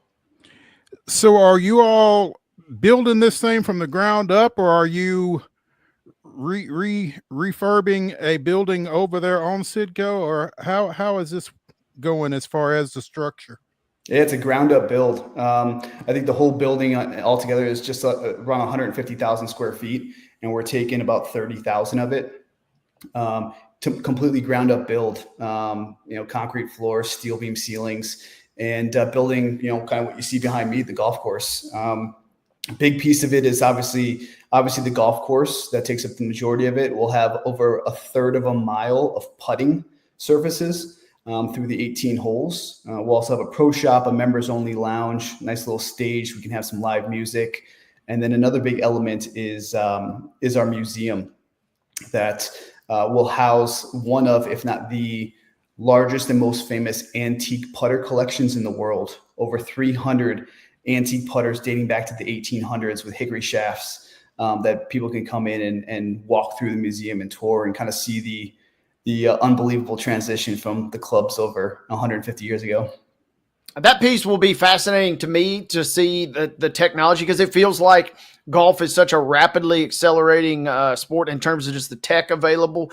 And so, yeah, I can't even imagine looking at something that was the norm, quote unquote, from the 1800s, 1900s. And now, 5 years ago, the putter that I'm using today feels obsolete compared to, but at the time it felt groundbreaking. So I'm really fascinated by that piece that you guys, it sounds like, will offer. Yeah, it's going to be really interesting, and obviously all on display. And the collection is from Fred X. Fry, one of the world's most foremost golf collectors. We were able to acquire a large chunk of his putter collection, and he's been collecting putters since the 30s and 40s. And we actually have handwritten journals from Fred X. Fry, describing every putter, where he got it, who he got it from. So really excited to share that piece of golf history with everyone. John, one other thing I wanted to ask you about that really kind of piqued my interest, ADA compliant. That to me seems like a really unique and really awesome experience that will be accessible to all, it sounds like. Yeah, absolutely. I mean, that's the game of golf should be for everyone. And that's really what we're trying to establish here. So, everyone can not everyone can drive the ball, but everyone can swing a putter. And so we kind of built the facility with ADA compliance in mind. John, you talking about accessibility again, you're going to have memberships, you're going to have league and tourney play, and also folks will be able to walk in, just step up if they've got some time off or whatever, and get on or get in, as the case may be. So you're kind of, it seems like you're kind of meeting folks where they are with this situation. Yeah, we've kind of eliminated the traditional randomized tee times. Like, I don't know if you guys are golfers, but sometimes you get like a 7-18 tee time and you're like, what the heck is going on? So we've actually took that element out of it, and we're doing shotgun starts every 2 hours, starting at 6 a.m. and go until 10 p.m. every day. And so 72 players can go off every 2 hours. It takes about an hour and a half, hour 45 to get through the 18 holes. So yeah, and just through the website, they can obviously book their tee times, or they can walk into our facility and book. That's just what I was going to ask you. With it being indoors and that kind of thing, I would assume it's a little bit more compact. I was going to ask how quickly you could get through a round, so you already hit that. So yeah, it's convenient. Yeah, we actually built this for, Wade mentioned at the beginning his bosses. So we built this with 6 a.m. Wade can come in the morning and get his round in. There's showers, there's locker rooms, and he can be fresh and ready to go after shooting under par. Hey, well, since you mentioned that, John, since we've been having this conversation, I'm going to drop you our owner's email address because you mentioned corporate plans earlier. It feels like we need to get in on this immediately. So look for an email. I'll make sure to link you guys. I love that. Love it. John, I don't want to necessarily link you with other efforts in the recreational golf world because I don't want to bring up your competition or anything like that. But what differentiates you from other non-golf course golf entities? Yeah, if that makes sense. Yeah, I love the question, and we actually partnered with the National Golf Foundation to do a validation study with us, and one of the things that they expressed in this validation study was there's a huge latent demand of people who are interested in the game of golf but haven't yet started due to various entry like cost or intimidation or time constraints, etc. But then there's also this piece of 1/3 of the U.S. population play the game of golf or were around the game of golf in 2023. Of that 1/3 of the population, 45 million played off course specifically, like your driving ranges, your simulators, things that you're talking about, Maurice. And so what the differentiator for us is really the patented gameplay. So as you can see behind me, these holes are kind of zigzagging. They're dog legs. If you're a golfer, you understand dog legs, right? And players are going to be able to hit to zones to practice precision and pace, which are really two things that you need for putting. So you'll hit from zone 1 to zone 2, zone 3, and then get into the cup. And we've actually partnered with Garl Nix Course Designs, world-renowned golf course designers. They've done over 250 golf courses worldwide to actually design our course for us with undulations and vegetation, plants, all the things that would actually look like it's outside. So the biggest differentiator is going to be the style of play. We are not a miniature golf. We're not, gimmicky. It is very, very much a putting facility where you can come and practice your skill. Will the course be the same every time you come? The course will be the same every time you come. We do have the ability through the infill of the turf to actually speed up, slow down, or change direction of the ball. So over time, we will start to make those changes. But yeah, essentially the course will be the same at every location. But as we go into new markets, we're going to be looking at drawing on inspiration from the local community, and we'll build holes around maybe some of the golf courses in New York or some of the golf courses in Michigan or Florida, et cetera. What are the plans beyond Nashville? Are there plans beyond Nashville? Yeah, beyond Nashville. I mean, we have a goal of doing 7 locations in 5 years and doing 20 in 10 years, all in-house, unless we decide to go the franchise route. But really, I think this can go anywhere. It could go in the cold climates because of the indoor factor of it. I think you can also go in places like Florida, Arizona, California, where golf is so prevalent. Some of the top golf courses in the world or in the U.S. are actually, New York, Michigan, Wisconsin. Some of the states you wouldn't think for golf. So I think the sky's the limit for us. John, I wanted to ask you too. Maybe don't give too much away, but especially since you mentioned professional golf earlier, and this is obviously kind of a marketed toward everybody, but I'm curious, what sort of partnerships is this something that you could see kind of really getting a rep or two or a big PGA kind of endorsement or sponsorship in your mind? Yeah, absolutely. I think so. I think, originally the thought was, hey, when those guys get off the pro tour, they go to the senior tours and they can't necessarily swing a club anymore. How do we make it competitive? How do they still stay competitive, as people age, right, and get older? So that was kind of the original idea. But I think this could be a new recreational sport. For sure. Again, sort of like pickleball, and we'd like to tap into the professional putting league. There's actually a professional putter society that right now is relegated to playing on miniature golf courses because there's nowhere else to putt. So hopefully we can open doors to them very soon. Love it. John Martarano of the Putting Zone joining us here on Main Street Sports today, presented by the Tennessee Orthopedic Alliance of Columbia. You can find more information online at theputtingzone.com. One word. Again, set to open sometime in September. Memberships will go on sale beginning when, John? In about 30 days, probably about July 1st.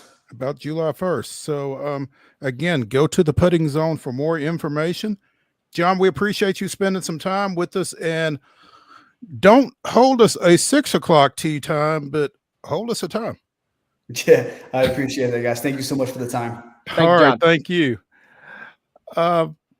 Before we take a break here on Main Street Sports Today, let me bring you up to date. It's Houston 5, Athletics 3, as we go to the bottom of the 8th out in Houston. So the Astros have wrested control of this one down the stretch.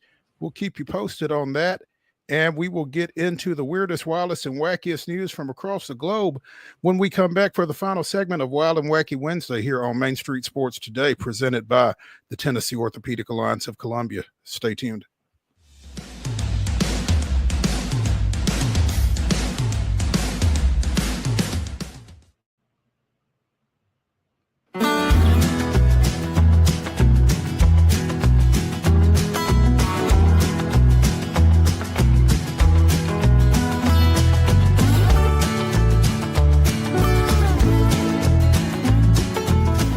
Sarah at the Omni Nashville Hotel. Come see us at Bar Line.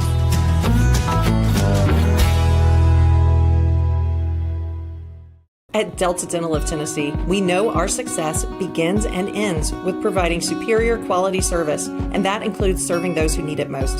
This year, we're celebrating 25 years of giving back to the community we call home. Delta Dental, along with our Smile 180 Foundation, supports Tennessee's dental colleges and oral health education, children's hospitals, free and reduced cost dental clinics, and other like-minded charities. Here's to the next 25 plus years of ensuring healthy smiles. There's a line that links us all. Most of the time, we don't even think about it, but it's everywhere. Illuminating our neighborhoods, empowering our businesses, and helping us to recharge. Whether it comes from our grids, the sun, or a kind heart, we believe in the power of good energy. And as your family and region continue to grow, you can trust that we'll always be there for you. Middle Tennessee Electric, bringing good energy.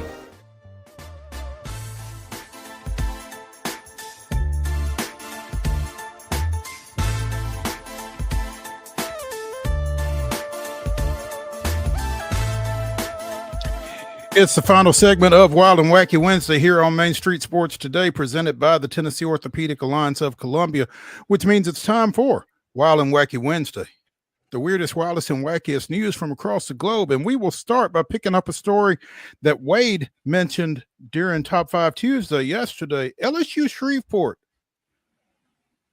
56-0, continuing their run to an NAIA World Series championship. They were off yesterday after defeating Hope International on Monday. They play at 6:30 today. And I don't know if y'all have taken a look at this bracket or not, Wade. It's one of the more convoluted things I've ever seen. But they play Southeastern out of Florida. That's a 6:30 start time. And I assume that's 6:30 Lewiston, Idaho time, where they're playing out at Lewis and Clark State. But it looks as if I'm reading this thing right, they are 1, 2, 3, 4 wins away from a national championship and an undefeated season. Now, it is double elim. They could lose and still win it. But, I mean, if you've come this far undefeated, 56-0, you might as well, as they said in Major League, win the whole damn thing, right? Yeah, absolutely. I mean, that will be the fascinating piece of this tournament for them is one loss to you just mentioned will not eliminate them. But when you've won 56 in a row, I feel confident that's the nation's longest win streak. I could be wrong, but I feel confident. When you win 56 in a row, if you lose one, but even though your season is still very much alive, how do you respond? Ooh. That will be kind of fascinating. I don't know. They've been kind of taking names. Their schedule, even by NAIA standards, they've kind of fluffed it up with some teams. They had to play some pretty good teams. They did have one game earlier in the year versus William Carey, who's right there in deep Mississippi. Would have been a great game. Right? Yeah, it would have been a great game right across the street from Southern Miss. Beautiful campus. Would have been a great game, but they got rained out. So, you know, they've played some good teams. They've got a couple nice wins versus a Central Methodist team that was ranked 14th at the time. So I'm going to be kind of fascinated to see, you know, hey, run this thing up. It would be cool, obviously, if they won the championship in any capacity. But if you can go undefeated, I mean, that is like that's literally immortality at your disposal. Southeastern is one of the top teams traditionally in the NAIA. So they will have their hands full in a game that starts in about 4.5 hours. Definitely something to keep an eye on. Again, 56-0 are the Pilots from LSU Shreveport as they try to navigate their way through the Avista NAIA World Series out in Idaho. So we will be keeping an eye on that just because it's fascinating. 56-0. You're right. I can't imagine anybody else having won that many straight. We probably should have discussed this one while we had Heather with us. Wade, did you watch the Wienermobile 500? I did not watch that, and I didn't watch the actual. Well, hang on. I feel like we're two different. I saw pictures of the Wienermobile race, and you know the tagline that I saw was name something that's better than this, and you know I started thinking I really couldn't. So no, I didn't get to catch it live, but I did loosely follow a little bit. I was also under the impression you were talking about a weenie dog race, which also would have been just as captivating as the actual mobiles, which is always a sight to see when you're cruising down 65. And it doesn't happen very often, but every now and again you catch one, you got to stop and take a picture. Isn't that wild? As long as you're in the passenger seat. Yeah, just see one out somewhere like that. Yeah. But Slaw Dog defeated Chicago Dog by half a bun to win the inaugural Wiener 500. It was a 2-lap race around Indianapolis Motor Speedway. I think it took place on Friday. I watched a little video of it. I don't think they got much more than right at 40 miles an hour because those things are pretty big and pretty unwieldy, but it was really fascinating to watch. Again, well, especially think about that, especially for the Chicago Dog, you got the pickle attached. I mean, it probably adds a little extra mechanic there, a little less aerodynamic at your disposal. But I do feel confident. I'm glad it's the two best dogs that were Chicago and Slaw Dog are the two best hot dogs. Absolutely. The Slaw Dog nipped the Chicago Dog. You also had the Chili Dog, the New York Dog, the Seattle Dog, and the Sonoran Dog in competition there. But it was the Slaw Dog by half a bun there in that 2-lap 5-mile race on Friday. Slaw Dog caught Chi Dog down the stretch for the win. So the folks in Fayetteville will be disappointed by that. They got the Slaw Dog Festival every year in April. They're going to have to kind of step their game up, it seems like, after they got nipped by the Chicago Dog this year. No, the Slaw Dog won. Slaw Dog beat Chicago Dog. Oh, okay. I had that backwards. Yeah. Okay. All right. Yes. If you're I don't know who the mayor is of Fayetteville, but we got to get on the horn and say, hey, let's hype this thing up here. I had that backwards. Now I feel a little miffed. No, I'm miffed. Chicago Dog is the best. So I'm a little disappointed that he couldn't gut it out at the end versus the Slaw Dog there. I had everything backwards. Slaw Dog caught him right at the end there. Yeah. The fathers in Fayetteville need to try to get the Slaw Dog down there, it would seem like to me, and bring the trophy with. Hey, and you know what's crazy? As wild as the Indy 500s is supposedly in that Coke lot and, the snake pit, can you imagine how bonkers it is? You got everybody getting to town on Friday. Yeah, you watch qualifying, you watch a little practice, but you're really there to see the Wienermobiles race. The Coke lot, the amount of brain cells that were probably lost in the lot on Friday, probably at an all-time high. But the good news is you probably had at least something to eat to kind of absorb some of the booze there. Yeah, without question.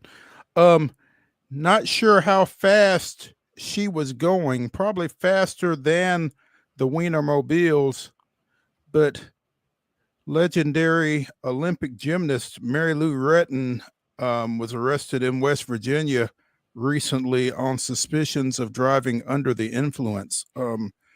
Earlier this month, her Porsche was spotted being driven erratically when she was pulled over by police in her West Virginia hometown of Fairmont. She smelled of alcohol and was slurring her words, failed a field sobriety test, and a container of wine was observed in her passenger seat. Refused a roadside breath test and a blood test.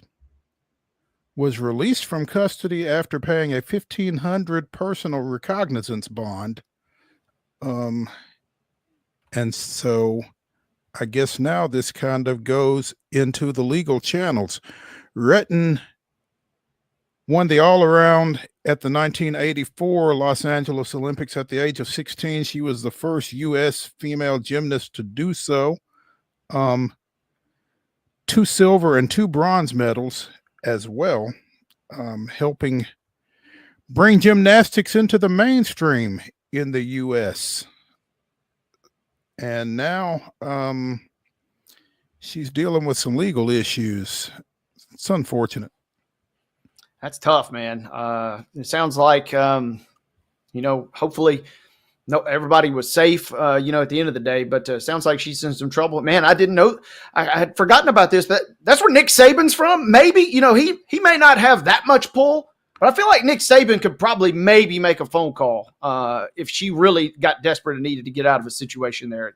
And I guess, she was an Olympian in 1984, so it might be a deal where right now maybe Nick does have a little bit more swing than she does at this point. But an Olympic gold medalist needing somebody to go to bat for.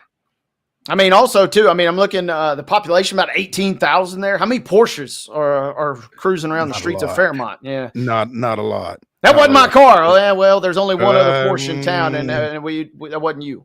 And we know where it was. Yeah. Yeah. Staying in the sports realm here on Wild and Wacky Wednesday, Darren Ruff, former Major League Baseball player, is suing the Cincinnati Reds. Apparently, on June 2nd, 2023, he ran into an unpadded metal tarp roller, chasing a foul ball, I presume, and injured his knee. Has not played Major League Baseball since. He played in 7 games at the AAA level after that. But again, he is suing the Reds for negligence in failing to maintain safe field conditions, citing negligent and reckless conduct from the grounds crew to leave the tarp in such a fashion. This didn't need to happen. I wish it didn't happen. Players shouldn't have to worry about hidden hazards like that on a major league field. I don't know. According to the complaint, Ruff suffered permanent and substantial deformities to his knee. His legal counsel says leaving an unpadded metal roller on the edge of the field is inexcusable. I don't know where the tarp is supposed to go. I don't know. This is interesting. Ruff played parts of 9 major league seasons with the Phillies, Giants, Mets, and Brewers. You hate to see anybody get hurt. It's tough to miss those tarps. So it'll be, I'll be fascinated to see where this goes. I love when the lawyer speak comes out on this. This was an obvious and avoidable risk. I'm just picturing everybody all buttoned up right outside the courthouse, delivering this. I'll be real. I could make an argument one way or the other. I could make an argument, hey, look where you're going. I mean, you're at a major league ballpark, or you're at a professional baseball park. I mean, what did you think was going to be out there? I could also make, an argument. Hey, it shouldn't have been there. Yeah, where we could have maybe found somewhere else for that. Makes me wonder too about the A's and their situation out in Sacramento. I mean, we just talked about the manager having to walk like 2 miles when he gets thrown out of the game the other day. Where the hell do they put the tarps at if they got the manager walking 2 miles out there? I wonder if they've got tarp though now that it's artificial turf. I mean, not even have to worry about anything there. Yeah, it's interesting. This is going to be worth keeping an eye on, I think.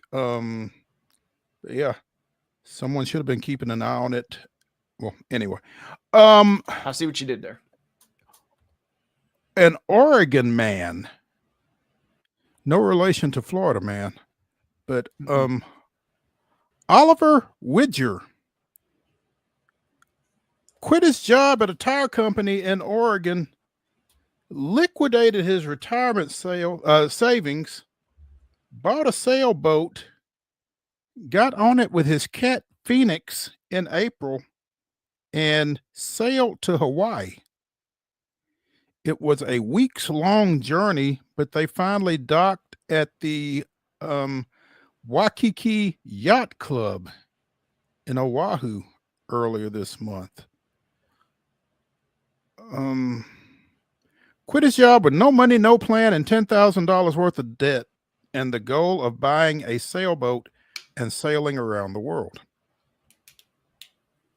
And there's Phoenix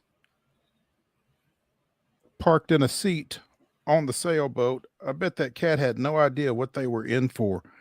I was wondering how long it takes to sail from Oregon to Hawaii. Weeks. Doesn't necessarily say how many, but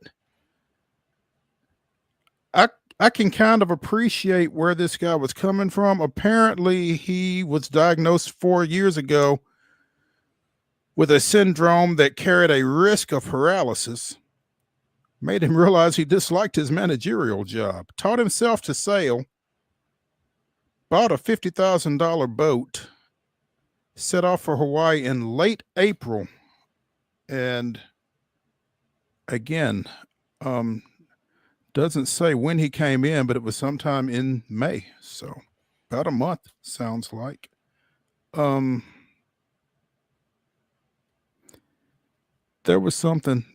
think a lot of people are grinding. You're grinding at your job all day long, and it doesn't really matter how much money you make at this point. Everybody's just trying to do enough to get by, and that just wears you out. It's just the world's in a weird place, and I think that people have seen that it's possible to break out. So.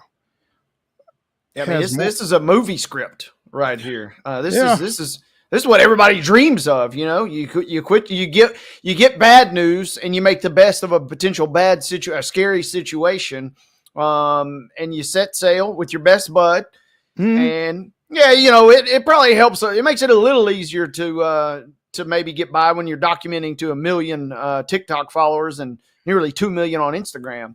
But that's a dream. I mean, you just set sail and say, hey, you know what?